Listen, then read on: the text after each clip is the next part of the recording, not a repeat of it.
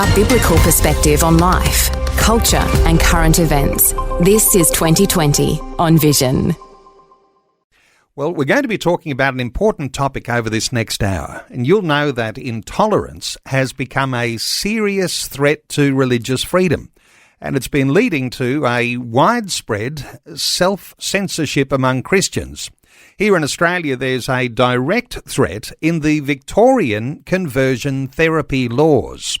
The strict laws against conversion practices in Victoria bans any conduct directed towards a person which could change or suppress their sexual orientation or gender identity.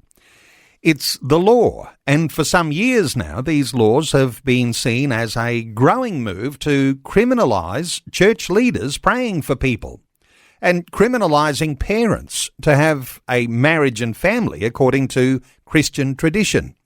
It's very challenging when churches go along with bad laws. Now the Melbourne Anglican Diocese has even added a rule to its code of conduct for child safety and well-being. It ruled that no church worker may engage in any conduct to change or suppress a child's gender identity or sexual orientation. Our conversation today about a departure from biblical foundations, which says there is male and female. Our special guest today is Dr. Mark Durie. He's the founding director of the Institute for Spiritual Awareness and senior research fellow at Melbourne School of Theology. Mark Durie, a special welcome back to 2020. Thanks, Neil. It's great to be with you again. Mark, Anglicans must be divided over this in Victoria. What have you been hearing? Well, I was called recently by a woman who'd come to faith 3 years ago and is very involved in her local church serving, and she was quite distressed. She feels she can't continue to serve in the church when this is part of the code of conduct. I think one of the challenges in Melbourne is that many people are just not even aware of the significance of the changes to the code of conduct. Some years back, Victoria introduced a law which prevents what's called change or suppression of someone's sexual identity or gender identity. And these laws are really designed to give a free pass to people who want to change, ironically, their sexual or gender identity, but to inhibit and make it illegal for churches to do anything that could intervene in a child's life. I think the biggest concern has to do with these, with the transgender changes that people could be found to have broken the law because they, for example, they advised a child to delay a transition or not to have a sex change operation. These sorts of interventions would be prohibited. Yeah, so it's an area where the church, I think, has been caught partly asleep. And one member of Synod contacted me and said he was really quite shocked when this issue came up at Synod because he had no idea what it was. He hadn't heard anything about it. It hadn't been explained to the church. People were just kind of blindsided by the fact that this had become an issue. Mark, is the Melbourne Anglican Diocese alone in this new code of conduct, or have you heard of this happening in other states or territories around the nation? Look, I don't know what's happened in other churches. I can't really comment on that. In Victoria, when the state introduced this law prohibiting actions to change or suppress someone's sexual identity or gender identity, they put in a condition which basically implies that if a member of a church was found guilty of doing this, the church would have to prove that it had taken steps to prevent it. And that means that in order to protect themselves, churches should really, they should conform to the law by basically training their members not to engage in what they call a change or suppression practice. So it's particularly difficult in Victoria given that, but I haven't studied enough of the other churches to know how they're responding. I know the Catholic Church won't surrender to this, but As for the Pentecostals or other denominations, I'm just not sure.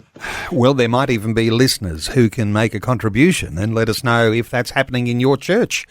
Because, of course, while we're talking churches, when we talk states and territories, these conversion practice laws are in place in a number of states and territories.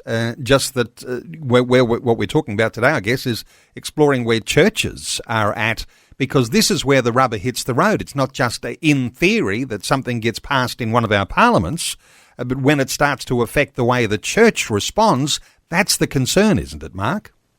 Yes, that's right. And one of the problems is that the language is very misleading. So, the Anglican Code of Conduct in Melbourne says that someone has agreed not to engage in a change or suppression of someone's sexual or gender identity. And you might think, well, I don't want to suppress or change someone's sexual or gender identity.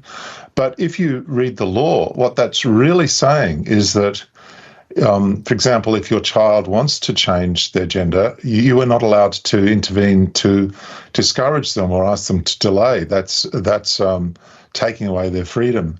And so it puts churches in the position that they can only really, basically, the law really requires churches to affirm and never oppose a person's desire to act sexually in a particular way, or to change or to realize themselves as a different gender. This is something that the church is really forbidden from interfering with. It's even illegal in Victoria to pray for someone. So if someone comes to you and says, look, I'm thinking of becoming a woman, and I've been a man, maybe I'm really a woman, it is illegal for you to actually pray that wouldn't happen.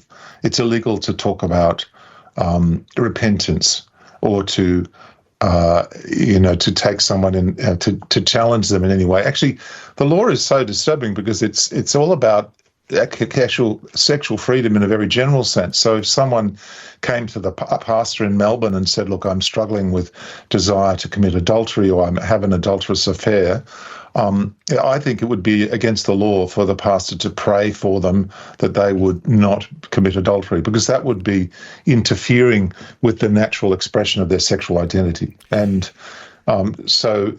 counselling chastity, for example, to a young person before marriage, I believe is illegal because of this. And the churches have sort of been caught. I think often the churches are quite naive. They're not ready for these changes, and they want to conform to the law. I mean, that's part of the Christian teaching, that you should respect the authorities, but they don't really realise the significance of the changes that have been introduced.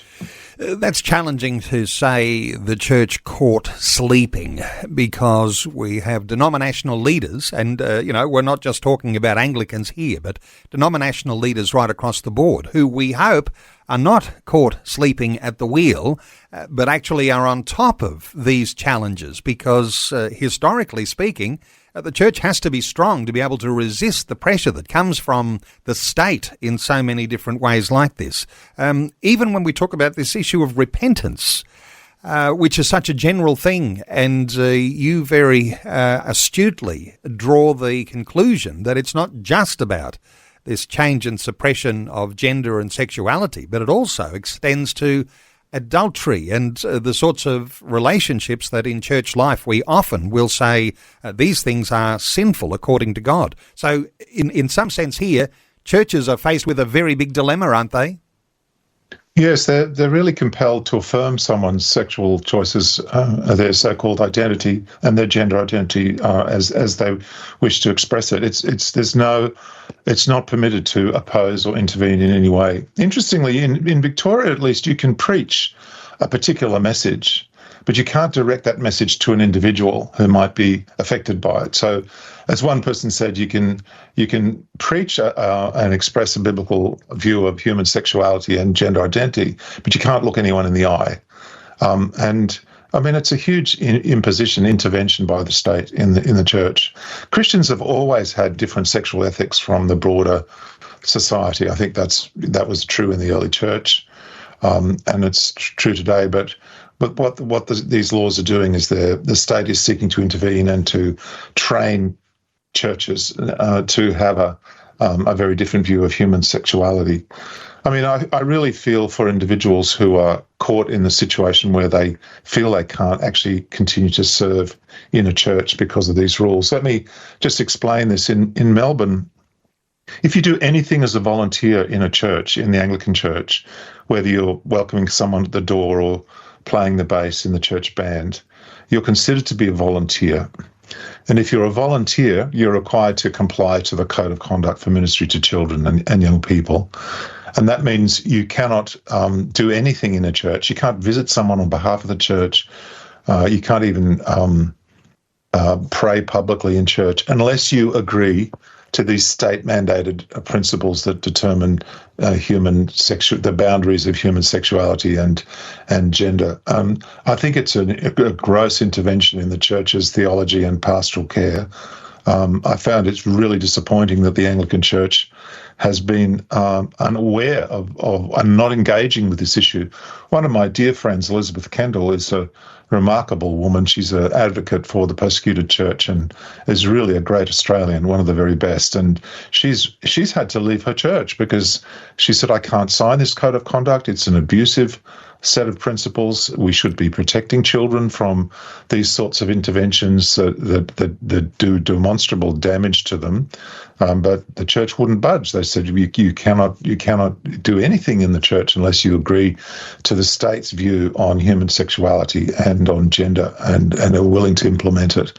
So that's kind of forcing people out of the church, actually. It's forcing Christians with conservative views of human sexuality and gender identity. It's forcing them to leave the church, and that's I think it's a tragedy. I myself couldn't accept a license in the Diocese of Victoria anymore because of this change.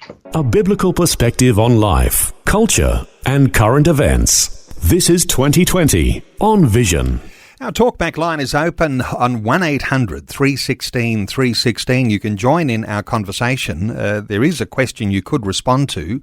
Would you sign a code of conduct at your church if you were convinced it was a bad law that you were being forced to obey, even an unbiblical law? Well, 1800 316 316. You might like to also let us know if the things we're talking about today are actually happening in your church. Dr. Mark Durie is our guest. Mark, you mentioned the name of Elizabeth Kendall, and so many listeners will know that Elizabeth had been a regular guest on this program, really over the past 15 years, so well known to so many as a wonderful advocate for the persecuted church. And she really has become now something of a face of this is what happens if you refuse to sign, because she's been barred from having a role in her small Melbourne Anglican congregation. Is this going to be something we're going to see a whole lot more of? I'm not sure how many people will respond as Elizabeth has. I completely agree with her decision. She would have the same view as me, that assenting to this condition that you will only affirm someone's gender or sexuality choice and never challenge it in any way, that doing that is actually abusive, and it's an abandonment of our responsibility of caring for children.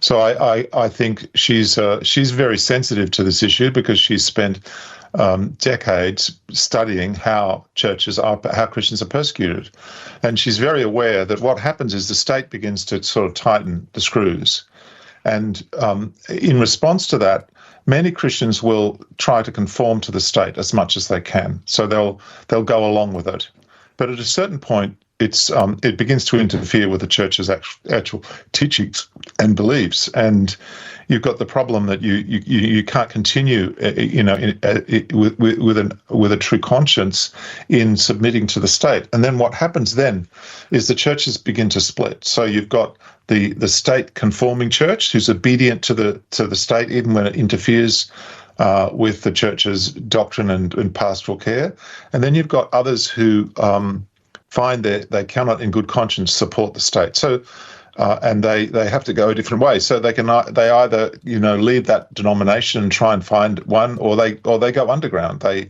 are no longer part of a formal church. Now this is what happened in Nazi Germany. It's what happened in communist countries. It's happened again and again in many different contexts in fascist states. The church begins to be split by the state because of this external pressure. What I find really disappointing is that in many respects, large parts of the church are asleep at the wheel. And despite a lot of evidence over decades of increasing hostility to Christianity, of more and more laws that make it very difficult to be a Christian or to run a Christian organisation, despite the very clear evidence of a trend towards kind of constraining and restricting and limiting the church, so many members of churches, so many church leaders are asleep at the wheel. They're not aware. They're not taking seriously what's happening to them. And I mean, one day they'll wake up and realise that they've lost a lot and that they didn't take seriously the warnings that were given to them. We're taking calls on 1-800 316 316. Let's take a call. Kate is in Nil in Western Victoria. Hey, Kate, welcome along. Hi, Neil. How are you today? And Dr. Mark Durie, thank you so much for this conversation. Kate, is this affecting you in your church? I would say it is affecting me, not just in my church, but in my daily walk as a Christian. I just want to I would like to ask a question to Dr. Mark Durie. When he said that you can preach, but you can't, you are allowed to preach the word in Victoria, but not speak directly to people. Like, I understand what he's saying. What my question is with the new anti-vilification laws that came in recently in Victoria, and also the new hate speech laws that have come in, I believe, nationally.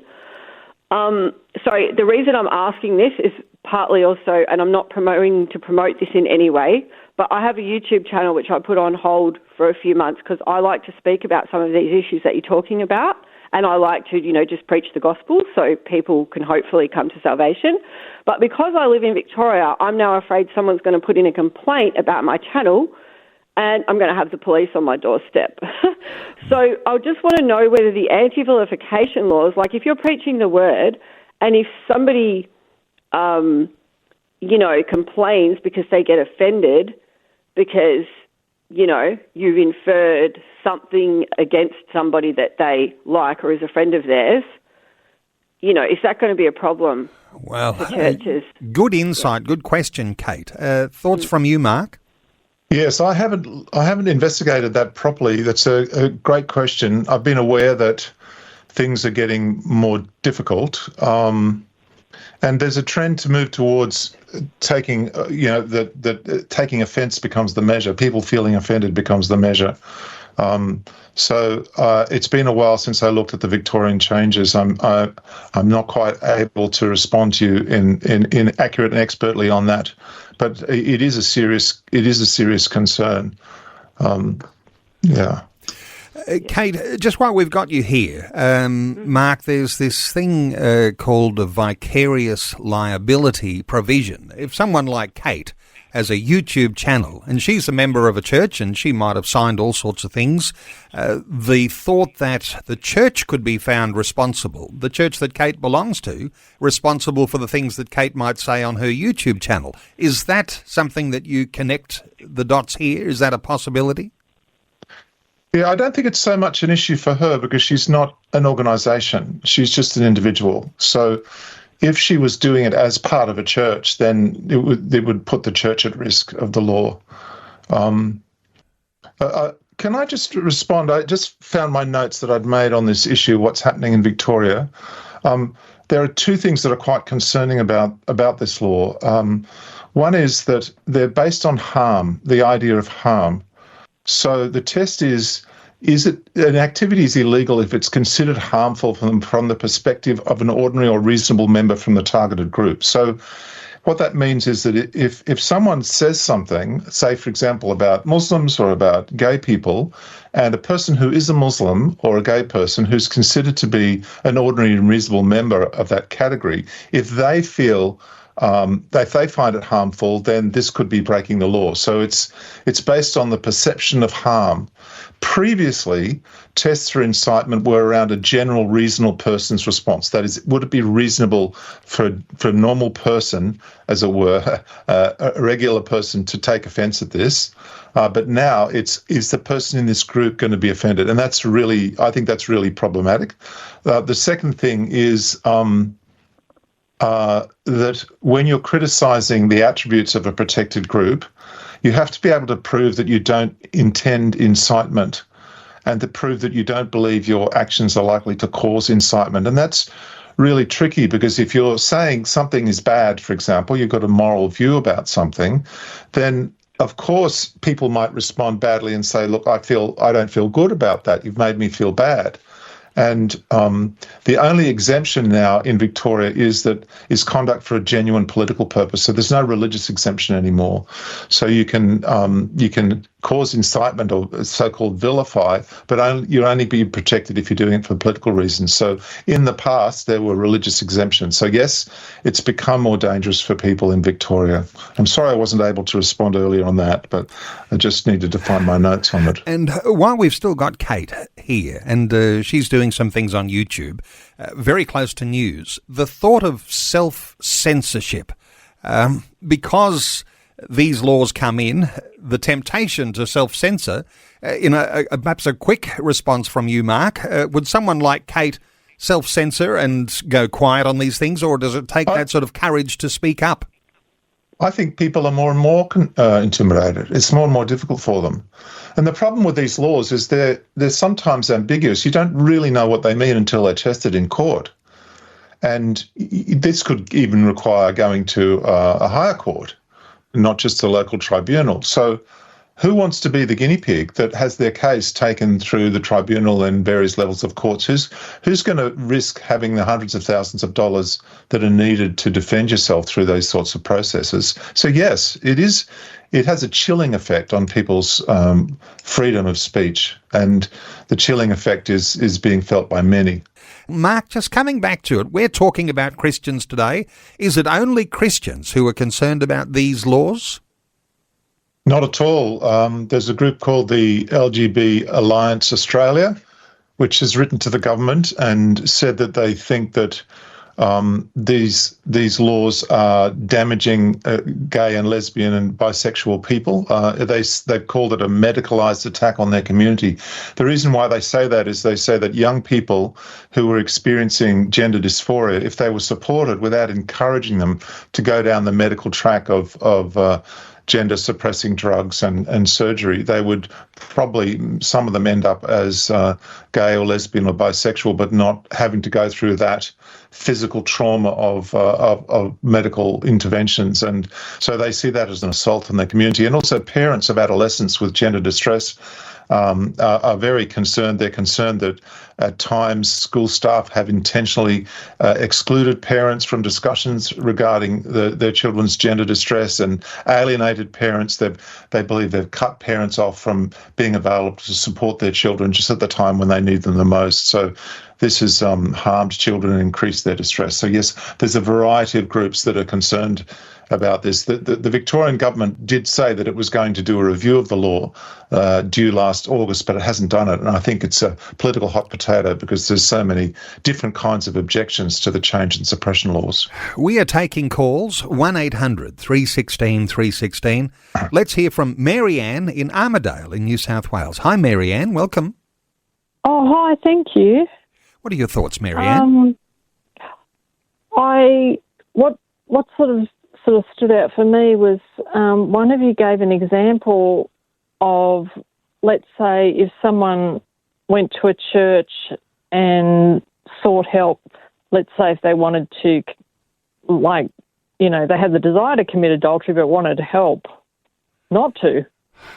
Was there suggestion that, with laws the way they have been or are being suggested to be in Victoria, that it could go to the extent possibly of that kind of thing happening? Mark Durie. Yes, I believe the law in Victoria implies that it's illegal to counsel or praise someone in a way that could suppress or change, as they say, their sexual identity. And in that case, if you advise someone that it was wrong to commit adultery, that they shouldn't do that, that could be seen as an interference with a person's sexual freedom and their sexual identity. You're interfering with their desire to be polyamorous, to have more than one partner, and that could be illegal. In fact, it could be illegal for you to pray for that person, that they accept to pray that God would love them and affirm them, but not in any way challenge them. In fact, the Equal Opportunity Commission in Victoria has given advice to Christians about how to pray. You can say, God loves you and, may God bless you, but you can't say, you should repent, or this needs to be renounced, or you shouldn't do this. That would be unacceptable. Or if you had two young people, let's say a 16-year-old comes to you and says, my boyfriend wants to have sex with me, I don't want to, and you'd advise them not to have sex before marriage, that could be illegal. That is, you're interfering with their freedom to express themselves sexually and in their gender identity as well. So yes, I think that's an implication of the law. Was that helpful, Marianne? It is helpful, and I was also thinking that when it comes to a point where, like in that example, where someone might say, look, my boyfriend wants to have sex with me, I don't want to have sex with him, but even just praying or affirming, it just sounds a bit strange to me that the government wouldn't allow, if someone does want prayer, it's almost like, well, it is basically that the government is wanting to control how people, even how they want to live their lives. Do you know what I mean? Yeah, and the law says quite explicitly that the person's consent or even their initiative to seek that help is irrelevant. Right. It's no defence to say he asked me or she asked me to pray with her about these unwanted desires. That is not a defence in the law. So they deliberately excluded that. And I guess even after the prayer, someone could change their mind and say, I changed my mind. I didn't really want that prayer. I mean, when the words came out of the pastor's mouth about what he was praying, I disagreed with them. Also, you're already in the deep end, aren't you? Marianne, thank you so much for calling through with an important question. 1-800-316-316 to join in our conversation. Taking calls. Let's take another one. Jamie is in Killarney in Queensland. Hey, Jamie, welcome. Hey, g'day, Neil. How are you? Good. G'day, Mark. What are your thoughts? This is great stuff. I'm an ex-soldier, see, so and a Christian man, so I'm very much against compromising at any step. So it's a bit like the diggers on the Dakota track. They had to keep falling back before Port Moresby, village by village, to stop the Japs encircling them, but they had to fight at every step. See, we got to fight this at every step. And these compromising churches, they need to change their leadership, basically, is what I'd say would be the solution. Get rid of the leadership and put leaders in who will stop and fight and actually fight this at every step, because if we don't, we're not soldiers of Christ and we're not obeying our commander. Jamie, failure of leadership. We might be touching on that. Yeah. Mark Durie, what are your thoughts here for Jamie?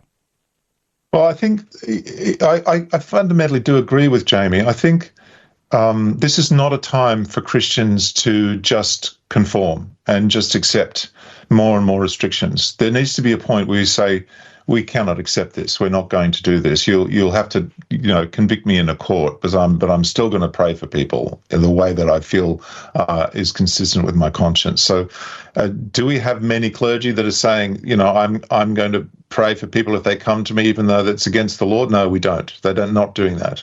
But in a certain sense, that's what's needed. That people will say, look, you're infringing my religious freedom. I'm willing to put my future on the line by standing up for the truth. And if the church is unwilling to do that, then yes, it will be more and more squeezed into a smaller and a smaller and a smaller place. One of the things, of course, is that people are quite frightened about being called bigots. They're frightened of being vilified, and that's another reason why they stay quiet. They sort of hope that if you just go under the radar, don't make too much fuss, just go along with what's happening, everything will be fine. But of course, that's not the way it works. If you just go under the radar, you don't have a clear voice, you don't take a stand, then at present, the wind is blowing against you for Christians. It's becoming more and more difficult for Christians in Western nations. There's more and more infringements on their freedoms, and it's not a time to be quiet. Jamie in Killarney, thank you so much for a great contribution today. 1-800-316-316 to join in our conversation. Let's hear from Jenny in Dunkeld in Victoria. Hey, Jenny, welcome. Hello. Thank you for this important conversation, I should say. I just had maybe on a bit the simple mindset, but it occurred to me that God's really good at turning things on its ear and confusing where it's needed. And maybe it could be turned the other way, because how many, kids with gender dysphoria have been influenced to go down that gender transition by, wicked, that's all I can say, wicked people, that have the wrong motivation towards them. Couldn't it be turned on its head? And good thought, Jenny. God has his ways of doing things. Mark, your thoughts for Jenny? Well, I had two thoughts about that. One is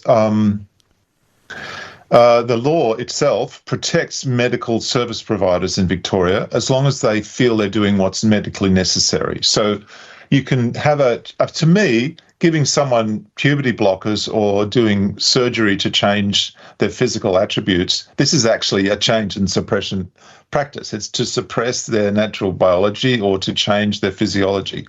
But the state protects the people that do that. It's exempted from the law. So that's the first thing. They've thought of that and they're protecting themselves from it. The second thing is what's happening now is that across Europe and in the UK, more and more court cases are being brought against these clinics. The Tavistock Clinic in the UK, which was a leader in this area of gender change, including for young people, has been shut down because of all the legal cases against them. And so I think that will increasingly be apparent that it's actually dangerous for people to engage in these change and suppression practices which involve medical interventions. These are the real change and suppression practices. And so that will make it really increasingly difficult for them. In fact, all across Europe, governments have been retreating from these laws. They've been a CAS review in the UK caused a big rethink in the UK. It's also been shown that the so-called scientific basis for a lot of the sex change work that was being done was not there. There was misrepresentation of the evidence. It's been built on a very shonky medical foundation. So that these things are becoming better understood in other jurisdictions. They will in Australia as well. We're a little bit behind. But yes, I think the authorities should be really concerned about the risk for risk for legal action against them because of this. So the young person who at the age of 15 or 14 or whatever is subjected to these medicalised treatments, 15 years later when they realise that they've been sterilised, that they've lost parts of their bodies, that this was done to them when they were young, that they were cut off from their parents' support, and they don't have sexual function, and they're suffering the effects of all this. These people will come back, some of them, and take legal action, and that gives an opportunity to challenge what's been happening. Jenny, anything quickly further to add?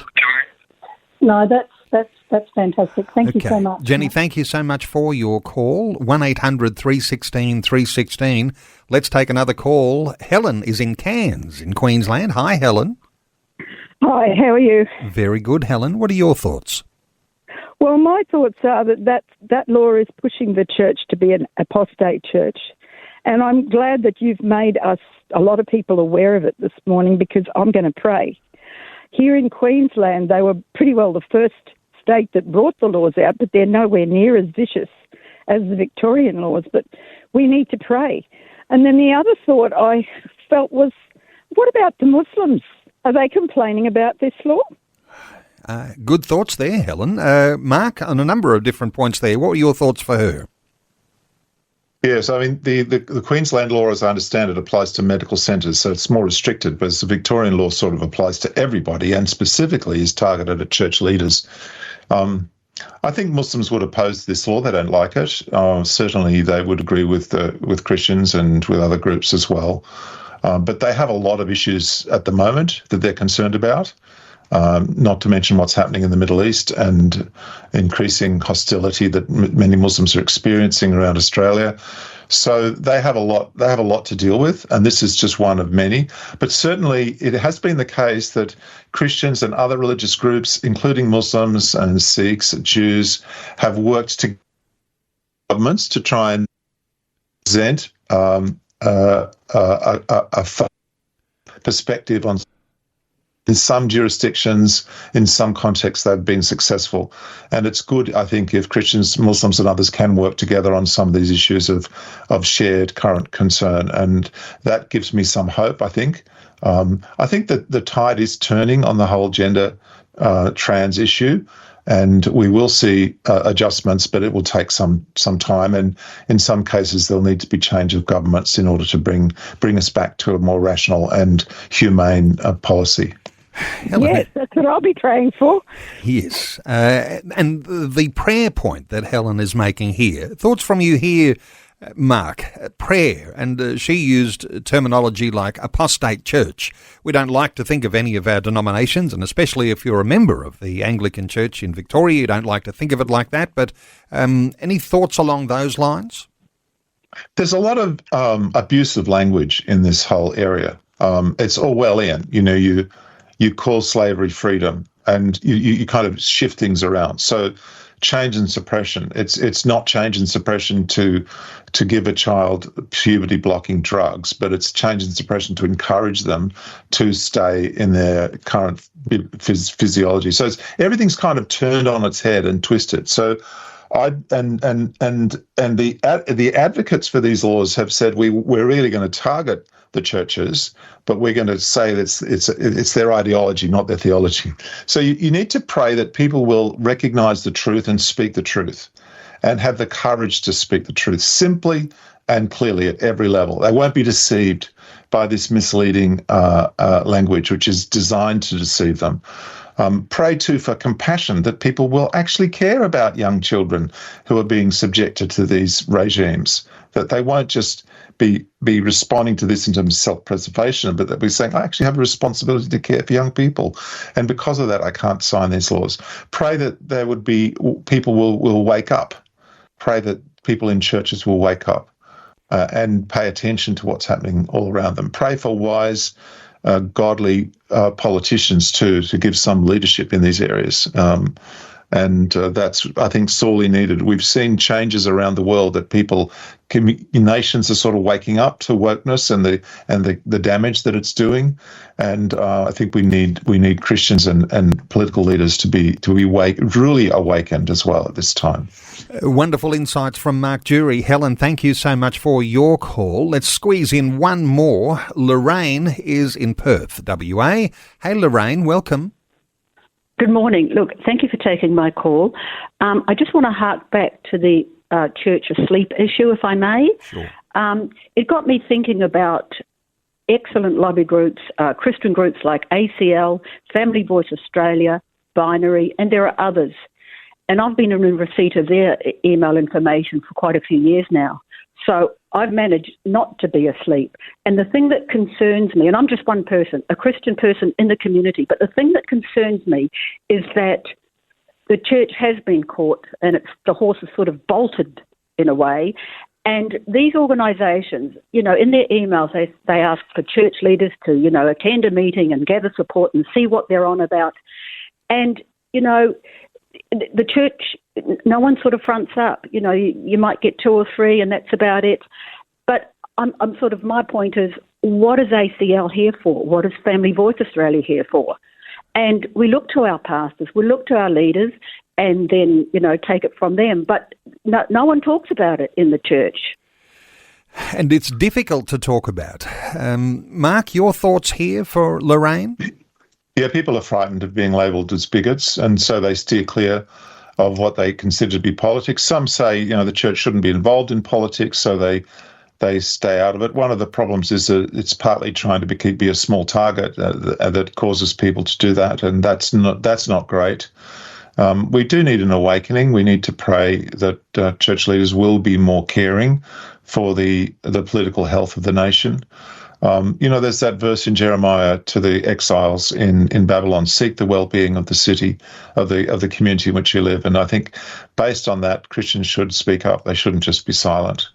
And I'm trying to do my bit. And I think we need people at every level. We need people speaking to their church councils and their elders, their leadership teams, and expressing their concerns. We need to hear people's stories of the survivors of some of these regimes. And now is a time for putting your head above the parapet, not hiding down, not hunkering down. Lorraine, thank you so much for your wonderful question. And I do have to put a line under any calls now. Just a couple of minutes for our conversation remaining. What do I do from here? That's where I like to leave our listeners with somewhere to go to find out more detail. You wrote an article, and you contained in your article a whole lot of wonderful things that we're talking about today. The article is entitled "A Canary in the Anglican Coal Mine." It was published in Quadrant in this month. Can people easily get a hold of that, or do you have to be a subscriber to Quadrant to get a hold of that article? Is there that article on your website, Mark Durie? Yeah, it's not behind a paywall on Quadrant's website, easy to find, and also on my website, markdurie, durie.com.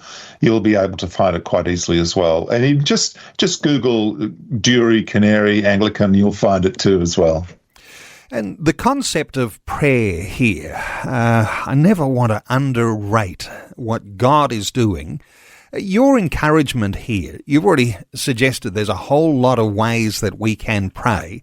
Is this something that you'd like to see believers listening to our conversation today, just keeping this before God? Because, after our conversation today, it can easily just even slip away. But somehow or other, you've got to make it a part of a regular way of updating your own prayer time with God, because your own marriage, your own family, the children and the people of your community are under threat, particularly in Victoria.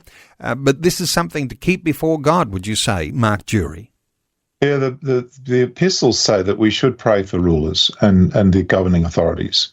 And I think Christians should be very proactive and intentional in praying for those who make laws and enforce them, and praying for the health of the nation. It's our solemn, holy responsibility and duty to do that. And so I encourage people to do that. And also pray for those that are speaking out, such as Binary, which is a great movement, and also the Australian Christian Lobby.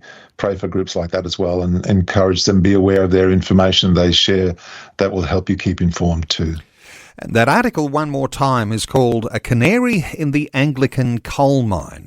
And you can get that when you just simply Google that online, or you can find that article, no doubt, at the markdurie, durie.com website. Of course, a canary in a coal mine, something that is like an early warning sign of danger, potential failure. And certainly to get up to speed, you'll find wonderful information in that article, markdurie.com. Mark is the founding director of the Institute for Spiritual Awareness. He's Senior Research Fellow at the Melbourne School of Theology. Mark, thanks so much for your insights today on 2020. Thank you, Neil. It's great to be talking with you again. Thanks for taking time to listen to this audio on demand from Vision Christian Media. To find out more about us, go to vision.org.au.